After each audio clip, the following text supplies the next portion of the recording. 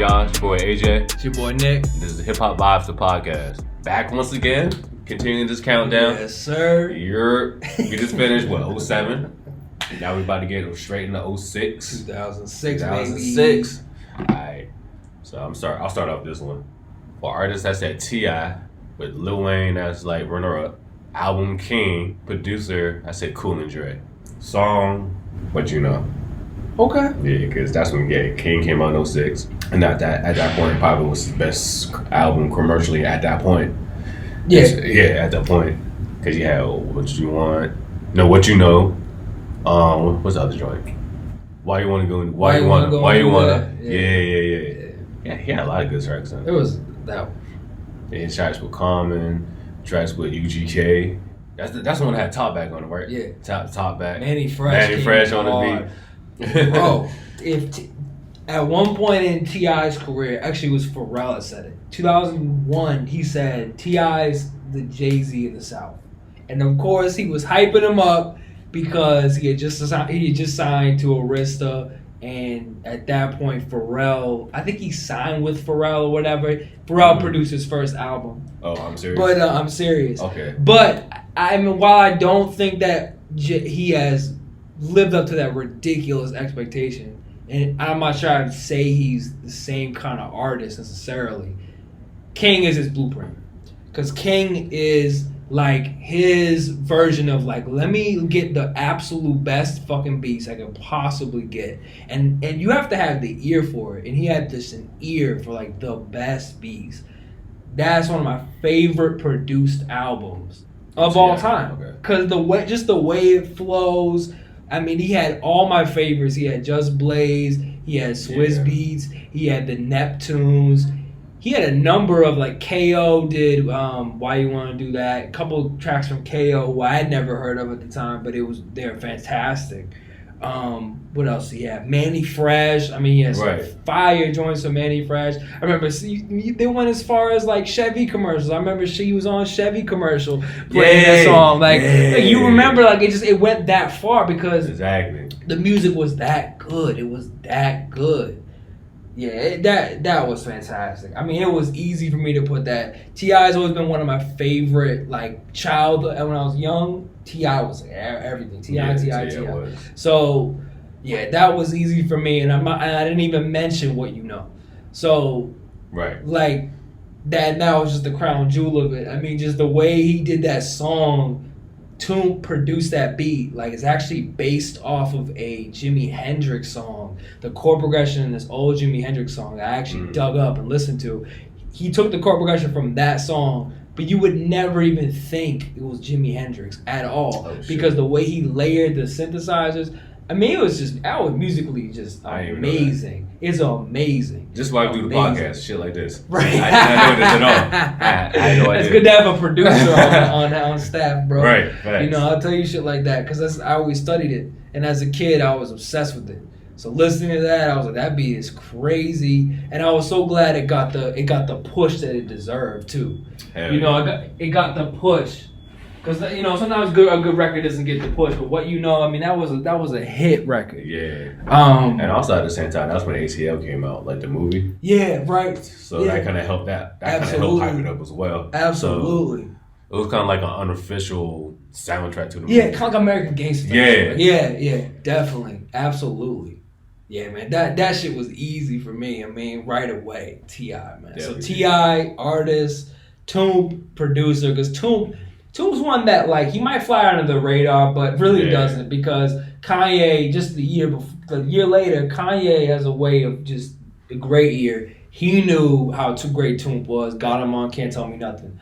And then Hove got him on American Gangster.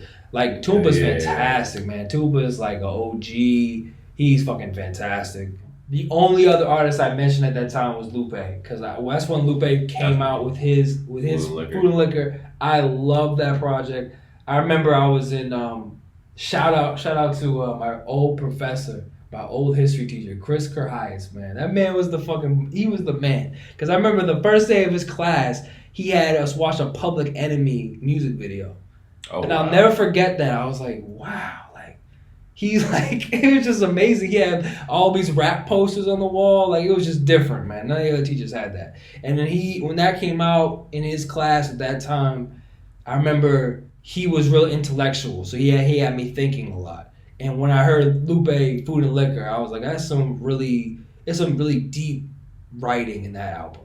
Like, there's some really good lyricism, but not just lyricism, because you can be lyrical but not really say shit. You know what I mean? Like, Wayne is super lyrical, but he's not really saying shit. Like, he's not saying shit like in the sense of like, he's not saying like political whatever. He's not like, you know, messages and shit in his music. But Lupe, I felt like that project was dope, and it kind of was a little throwback. Like Kick Push, I put that as a runner-up because I just love that beat, and I just love that song. I like that storytelling. It just reminded me more of like 90s shit, you know what I mean? It kind of was a throwback, and I mean, I listened to so much 90s shit that was on the list. Lupe, he had a couple joints on the album. One with Hove, which was dope. Oh, yeah. Like there was a number of ones. Daydreaming, yeah, like Jill Scott. Like he had some creative shit. I was really interested in that. I was like, well, this guy's really different. Like he's really creative, thoughtful, like bringing his faith into the music too. His Muslim faith was a part of it. You know, it was interesting, man. It was an interesting album. So I put that in there. But it wasn't close to T.I. though. Oh no, definitely. It was not close to T.I. whatsoever. And with Cool and Dre, like they dropped a lot of stuff. They did DJ Khaled's first album that came out. DJ's first album came out. Listen. Right, exactly. They did a couple tracks on that joint. Dumbass. They did Rodeo. Juvenile. I'm gonna do the rodeo show. They killed that fucking R. Kelly sample. They did a whole bunch of shit. This shit with Police. This shit with E40, Remy Ma, Rick Ross. Damn. Whole bunch of shit. And I think Dre was trying to do a solo album, but that shit never got released. He sings and shit. Exactly. Singing and shit. Brown paper bag. I love when you sing. Bro. I love when you put that on there. He killed that shit. He was singing his ass off on that joint. Singing about a brown paper bag. My nigga singing about a brown paper. I mean, we all know what brown paper bag we're talking about, but still, nigga singing about a brown paper bag, y'all. We the best. Who? Oh my God. We niggas. I didn't say the N word, but I said the rest of that shit all the fucking time. I was so obnoxious about that shit. I don't know. I remember somebody, I forget, one of my friends made like a Photoshop like project, and he put I made him put "We the Best" on the wall, like for no fucking reason, just because I kept saying that shit all the time. But yeah, bro, listen. That motherfucker suck. And that was another one. That nigga had so many fucking catchphrases. He had so many. And actually, DJ Khaled is the fucking man. People might not realize like where he's from and like how he came up, but like being from Dade County, like in Miami and shit, there's not really a lot of opportunity. Like there's music, but it's kind of like where all the musicians go do coke but don't record. You know what I'm saying? Like from a music scene, like that's where all like the luxury condos when they go on vacation. But from a music scene, like DJ Khaled really was a pioneer in bringing like hip hop music from Miami in the forefront. Because Ross had dropped in 2006, which it generated some buzz. But DJ Khaled brought in like so many artists. We wouldn't know Pitbull. Pitbull got literally, and Pitbull's in some hilarious videos that you wouldn't even think of. Like Pitbull may seem like a pop star. What was the first song he did? Kula. Yeah. He did a whole bunch of shit. Hell yeah. He was actually popping before DJ Khaled, but DJ Khaled was like somebody like so many Miami-based artists went through. Yeah. Ace Hood, like. I mean, T-Pain isn't from Miami, but he's from Florida. Like so many artists, even with his corny ass. Who's the guy I'm thinking of? You make my head go right. Oh, Flo Rida. You Flo Rida. Like all these artists came through. I remember there was a song called I'm from Dade County, and he had a whole bunch of artists on there, including Pitbull. Who like people might not know. I remember that. Like people might not know. Trick Daddy. Yeah, Trick Daddy, Rick Ross. Yeah, it was dope. Yeah. It was dope. It was like all these Florida boys, and I never really listened to their music before until like I heard that. Like, I mean, I knew of 2 Live Crew, and I knew of like some of that, but it had been a while since then. Trick Daddy, of course, in the early 2000s, yeah, but you know, she's Trina and whatnot. But that was like a new era. DJ Khaled brought all these people together, so I thought that was really dope. Yeah. So, you know, DJ Khaled, number 3, 2006. I'll put DJ Khaled. Best producer, best song, best catchphrase. We the best. Yeah. We the best. We the best, man. Who? How you feel about him saying that word? I mean, I had to ask. what is he, number 1? What is he? He's Middle Eastern. He's Middle Eastern. Nah, he don't even say that shit. He's strictly Middle Eastern? Yeah, he's Middle Eastern. Yeah. I mean, he may be North African, so he can maybe pull a French Montana and be like, I'm from Africa, you know what I'm saying? So a funny video is, you should look up his video if you haven't already, him explaining it on Shade 4-5. It's some of the funniest shit. Like, it's just his logic is just like hilarious. It's very funny. But I do not condone that. I'm not gonna say I condone that as a white person. I'm definitely not condoning it, but that was just a side point. I just was curious what you thought of that. No, that's all good. It's all good. We end on that note. Okay. Yeah, no, yeah. 2005. 05. It's gonna be a good one. You go first. I'll go. All right. I gave 05 to Jeezy. Was that Motivation 101? Yep. I thought it was 4. Okay. That was 05. Yeah, see, that, oh man, that actually came to mind. I can't even front that definitely came to mind. Yeah. For me, it would be Jeezy. What'd you say? Yeah. 50 and Game are like runner-ups. 50 Cent and Game are both runner-ups for 05.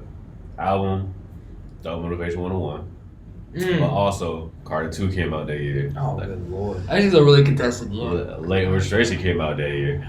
And then, like, producer, I said Kanye, and I said Shorty Red. Oh man, that's I like that, man. I'm glad you brought that energy. Yeah. You can see my answers. Yeah. Well, of course, the reason I said Jeezy, because like I said, the Motivation 101 came out, which is arguably it's a classic. It is a classic. It's the best album. It is a classic. Like, you got Bottom on the Map, and then what? Yeah, Soul Survivor. Like, you got so many hits. Even like the last track, the bonus track, My Air Forces. I remember that. Yeah. That was hard as shit. Like, even the bonus track is hard. The album's hard. That shit was super hard. And then even before that, like, he had this. Akon was dope too. Yeah, and then even before that, he had the song with Gucci, which started that whole beef. Right. And then he did the I think the Boys in the Hood joint. Boys in the Hood, yeah. They had that one. They had one hit. I remember that. Yeah. Video. So that's why I say Jeezy. But of course, like, we could also argue 50 Cent, because that's when Massacre came out. Yeah. And while it's not better than Get Rich or Die Trying, that's why it was still a popping ass album. Absolutely. I mean, I definitely. And this is when he took all his dissing to a whole nother level. This is when he started dissing everybody. Like, he was what he done. He was still dissing Ja Rule. He was dissing Jadakiss. He was dissing Nas. He was dissing Fat Joe. He was dissing Shine. He was dissing Game. Right. He kicked Game out of fucking G that year. Did you know that in the video for the Mr. Potato Head?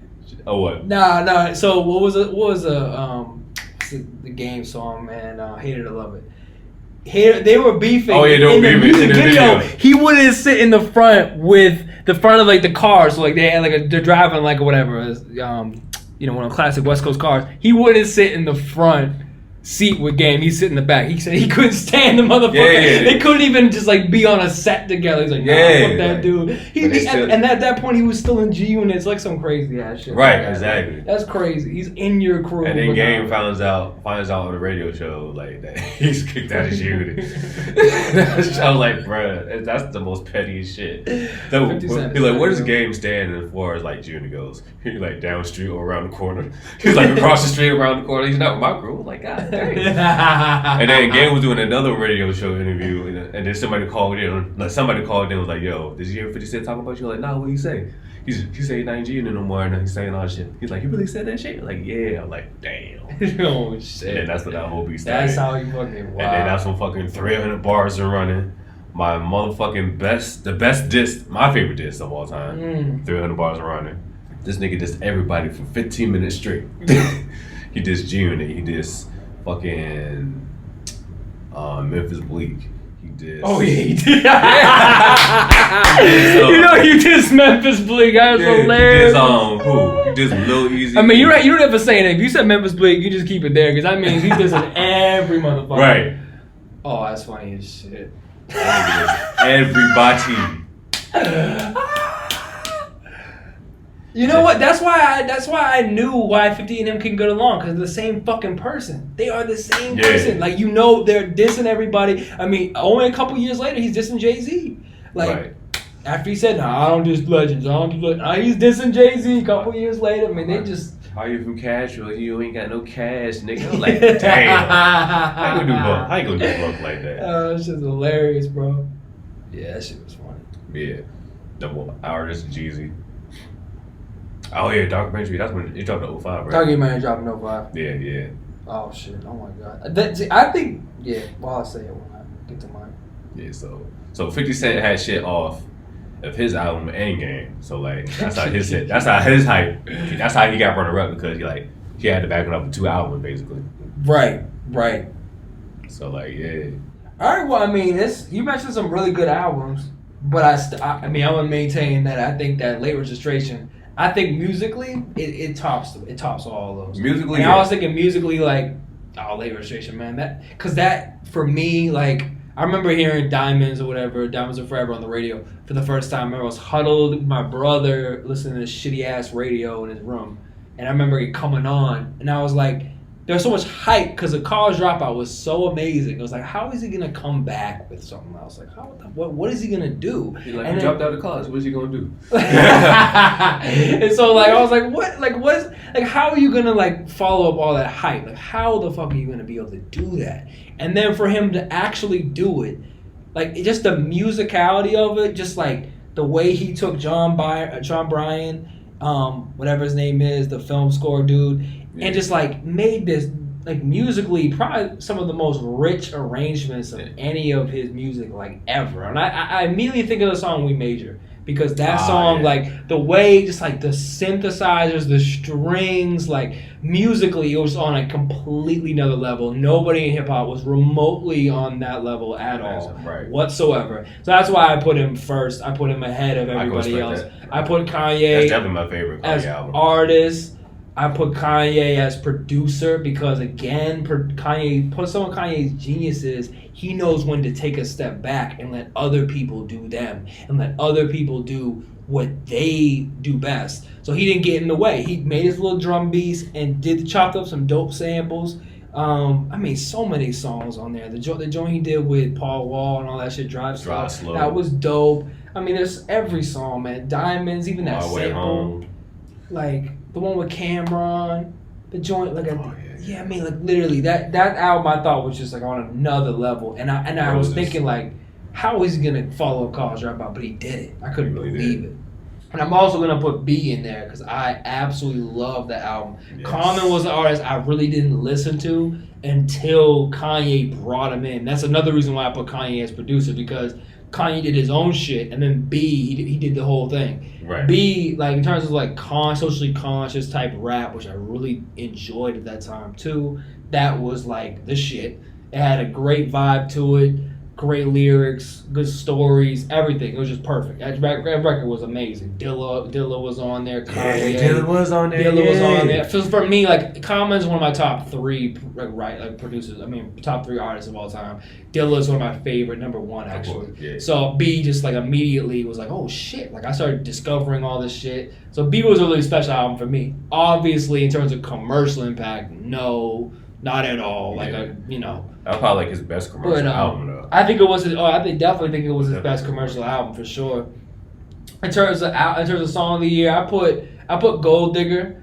Yeah. It's not my favorite song, but to be honest, like it was just one of those songs that was so catchy. It could like cross over. I had all these people who don't even definitely care. did cross over. People that didn't care for rap, like, oh, I love that song. Like all these people liking the song, and it was just a good song. It was a good song, and it was like honestly, I think it's one of Kanye's catchiest songs, and I think it's one of his best like kind of club kind of songs. So I put it on there. But me personally, "Touch the Sky" was the one that I was like, that is one of the best songs. Like and Just Blaze. Just Blaze. Oh yeah, let me get to Just Blaze. I'll get to him in a second. But Touch the Sky, he did that song. He did that beat. Classic flip of Curtis Mayfield. Great song by Curtis Mayfield, but he flipped that amazingly. And then I put Piggy Bank on there because the shit is just fucking hilarious. That shit was so funny. I mean, the video, everything was hilarious. It just made me laugh. I thought it was hilarious. Yeah. To me, it was my favorite song off the Massacre. Yeah, I love it because he just dissed everybody. That and which so amazing. It was so amazing. For me, it's Piggy Bank and Rider Music. And I love Rider Music. I love the vibe of it. I love High Tech so much, so I had to give it to them. Yeah. But for me, I guess like Massacre, it was just like when I listened to it, I wasn't as impressed from it in terms of like it was just I didn't feel like it was cohesive at all. I just felt like it was had all the huge records, so I could see why you would say it's like a top album. Yeah. I mean, definitely because you go look at the hits. I think it had more hits than Kanye. Really, I think it did because you had like Disco Inferno, you had Piggy Bank, you had Candy Shop, you had just a little bit. Now I'm gonna shout out my favorite white producer of all time, Mr. Scott Storch, on there because he was on multiple tracks. Scott Storch was killing shit at that time. He was killing shit. He did Candy Shop and just a little bit. And then he re-released the album, but made music videos for every single song. Right. He was the first person to do that. Yeah, that's true. Which is fire. I just feel like, but for me, again, like I just, because of musicality, I put Kanye above that. And even 50 is a great musician because he was self-aware of that. He was like, I know that some of the, like, my rapping wasn't as good, but I was going for choruses. I was going for hooks. Yeah. And he was immensely successful. That shit went diamond. That album went diamond. Massacre sold 1.15 million records in the first week, which is completely unheard of. Nobody had done that. Broke records. So I mean, it was immense success. I would say personally though, in terms of my favorite albums of the year, I mean, Labor Registration B and Thug Motivation 101. And I gotta say, Thug Motivation 101, so I see why you add that list, because this is a certified classic. And you know a record is a classic when you listen to it 10 years later, or even like 15, 16 years later, and it's still fire. Exactly. Like, I listened to that shit last year, and I was like, this shit is fucking amazing. So, I mean, and in terms of music, I mean, that put somewhat like T.I.'s trap music, that put like southern rap music, it started that shit. Like that was trap. That started bringing that shit. That's where that shit started coming into the mainstream. And I would say Jeezy, just like that was like when I heard him rapping for the first time, I was like, I wasn't impressed by the lyricism. Yeah. But I was like, his ad-libs were just the best ad-libs I've ever heard in my life. It was just the best ad-libs. Like, you could just make a song out of the ad-libs. And you have to actually recognize, like, bro, all those ad-libs, like, well, how did the Migos become the Migos? Like, the ad-lib game, that's all owed to him. He had the best ad-libs. Right. And you heard on King, a year later, you heard T.I. doing it. T.I. was biting from it. He was doing some of the Jeezy shit. Like, he was doing some of it. I heard it. And he really, he like, the people knew that, like, the ad-libs were just everything. But the production on Thug Motivation 101, it was cohesive. It was just super hard. Yeah, man, I mean, I guess I couldn't get over just Kanye.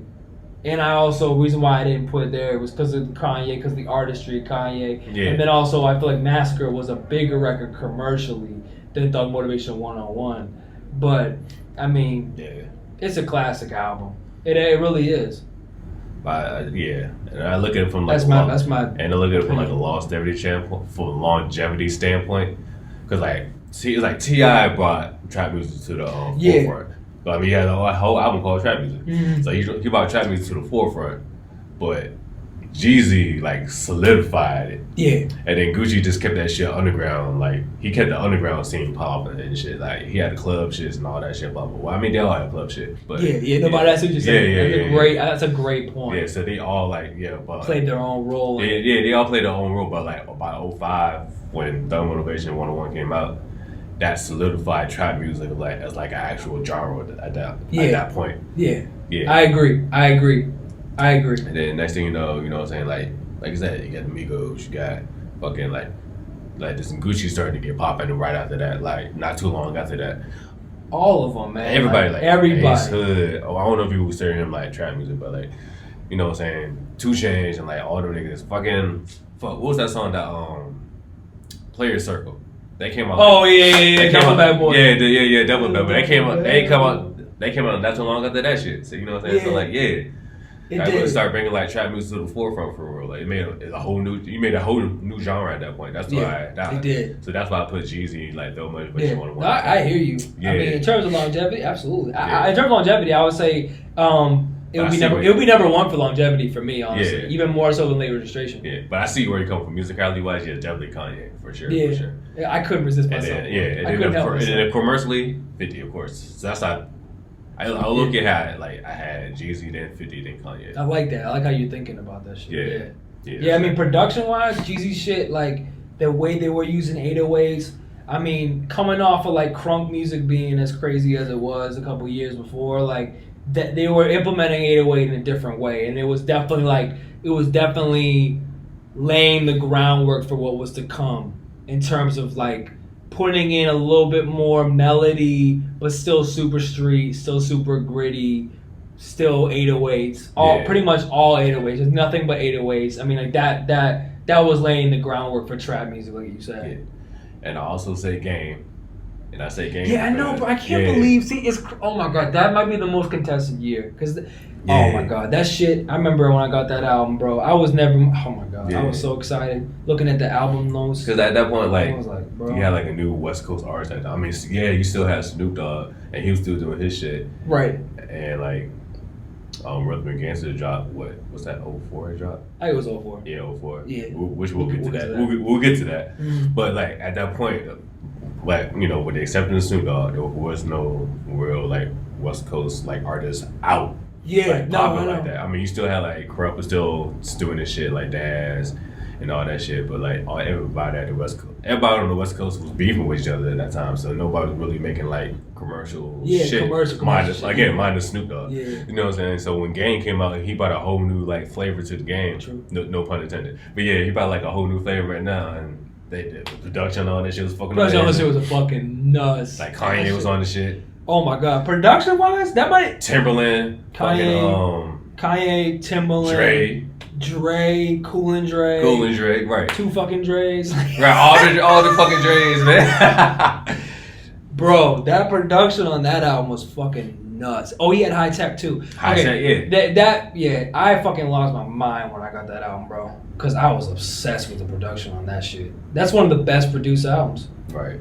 Like for me, period. You had Dr. Dre, Cool and Dre, Kanye West, Timbaland, High Tech. You have multiple tracks from like all of them. Yeah. Multiple Kanye tracks, multiple Just Blaze, Dr. Dre, right. all over the shit. I mean, it's just crazy. I think Scott Storch was on it too. I guess absolutely nuts. Yeah. That shit was nuts. Definitely was.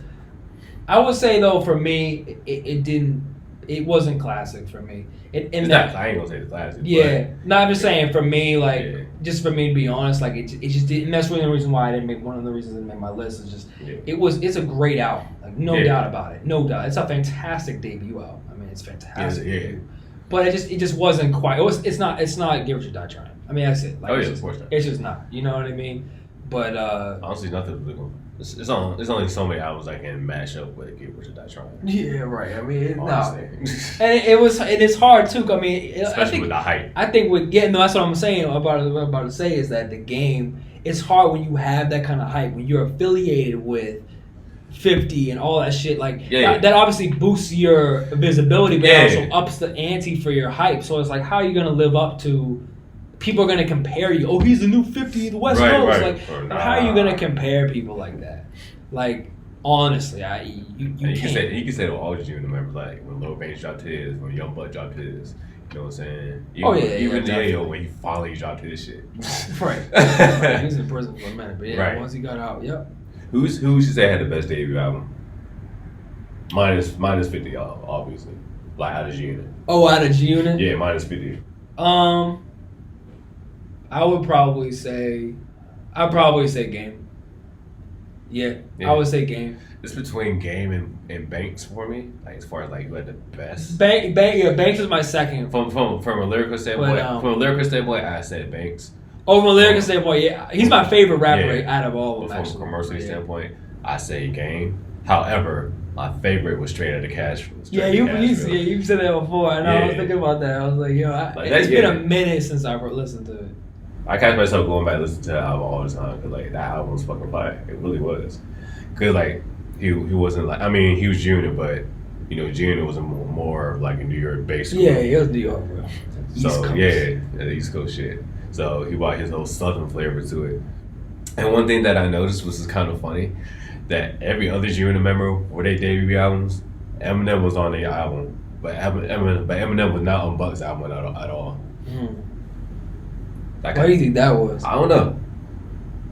Maybe like Buck was trying to stay to his Southern self, I guess. I don't know. I mean, and then you look flash forward, he's the one that he gets kicked out. You know what I'm saying? Like maybe he was on the fringes or some shit. I don't know. Maybe. But yeah, I would say Game for me. I think my favorite was Game. I felt like I want to say Lloyd Banks, but Lloyd Banks had some of my favorite joints. Like I'm So Fly. Like he had songs like that I love so much. Yeah, Karma. But like Warrior Part 2. No, he had some shit. Like I mean, he's my favorite. He's my favorite Junior member, to be honest. But yeah, I'd have to say Game for debut album. All right, next up, 2004. I'm gonna have you go first this time. You want me to go first? Yeah, I have you go first. What does that mean, bro? You got some shit up your sleeve. Yeah, it's just hard for me not to put Kanye, and I bet in doing so I forgot about some shit. But it was just like Kanye, artist Kanye, album Kanye, College Dropout, album, song Through the Wire, All Falls Down. I mean, it's just like it's just hard for me because like I think at that point the artists that I was listening to, up until that point, I mean they're all street dudes, and so I had like one perspective. I love the music, but I mean frankly I can't relate to that shit. Like I mean I enjoyed the shit, but I wasn't like, you know, I guess I couldn't see myself in it as much. But I mean I loved it. But when Kanye came out, it was like, okay, this guy's like, he's not street, clearly, but he's like, what he's rapping about, he has a lot of messages in his music, and I felt like he really balanced like the commercial shit with also some soulful shit. Soulful shit is what made me stay listening to hip hop in the first place. As dope as like the radio records can be and fun as they are, the soul of hip hop is what's kept me going for years. And that's what also made me go back to the 90s too. So when I heard College Dropout, there's so much soul in that record that like you didn't hear at the time. Like it wasn't fashionable to be rapping with the backpack on, the fucking talking about, you know, talking about Jesus and shit. Like, you know what I mean? No one's doing that. Like no one's doing that. Like absolutely not. The years before that were Get Rich or Die Trying. Like no one's talking about that shit. You know what I mean? It's the complete opposite. But the fact that he was able to make a record with so many good songs. I mean, Never Let You Down, Jesus Walks, Through the Wire, All Falls Down, the joint with Freeway and Mos Def, 2 Words. I mean, it's just, it was such an amazing record for me. I mean, my brother, again, listening to it on that little radio and got the CD, just listening to it. I mean, it just changed everything for me, man. It really did. And it got me into production. I wanted to sample because of him. I wanted to try sampling, and I was sampling Aretha Franklin just like him and shit like that. So, and the production, I mean, it was amazing. It was like, his drum patterns were always good, but he knew what to do building around. He always picked the best part of the sample. He always knew like a great sample.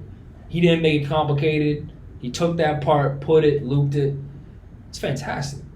So, but I think the other song I have to put up there, Drop It Like It's Hot, though. Oh yeah. Because that song was just like, it was just so. It was everywhere. It was just everywhere. It was internationally known. It was everywhere, and it was just dope. And I love Pharrell, and I love Neptunes, and I love Snoop, so I put that on there. And I know I'm forgetting some other shit that came out, but I'm sure you'll fill me in on that shit. Yeah, definitely. Yeah. Definitely. Oh, good. Definitely. So, I couldn't really pick. I mean, if I had to pick one, I'll probably say Kanye. But it was like I said, College Dropout came out that year. Rhythm and Gangsta came out that year. The Snoop Dogg joint. Urban Legend came out that year. Oh fuck. T.I. God damn it! Why are you making it complicated? I ain't making the shit complicated for me because I know it did. And then as a whole, I also said Unit only because like Banks had dropped his shit, Bug had dropped his shit. You know, they were still living off the hype of Beg for Mercy. You know what I'm saying? 50 Cent's Get Rich or Die Trying was still popping. You know what I'm saying? Like right. He still had shit on the charts from that album for that year. You know what I'm saying? So like, yeah. So like as a collective unit, I put Unit. Okay. As well. I guess we'll let you do that. Yeah. You was breaking the rules, man. I know. Three-way ties. And right. I know, right? But if I had to pick one, I probably would pick Kanye. But song, I'll definitely put Drop It Like It's Hot because that shit was like super, super commercial. It was super commercial. I mean, I remember like, and again, like they're making commercials. Growing up with somewhere where I felt like I was in the minority listening to hip hop. Every motherfucker knew that song. Right. Everybody knew the song, and people were banging on the lunch tables and shit, whatever. I remember that shit. And Pharrell did his thing on that album too. No, that's some fire tracks. Neptune. I ain't gonna say the Neptune. Neptune. Yeah, I know. I made that correction. I gotta catch myself on that too. Yeah, because he's a front man, but he's not yet. Yeah. Chad, he goes. You gotta give Chad his credit too. Yes, sir.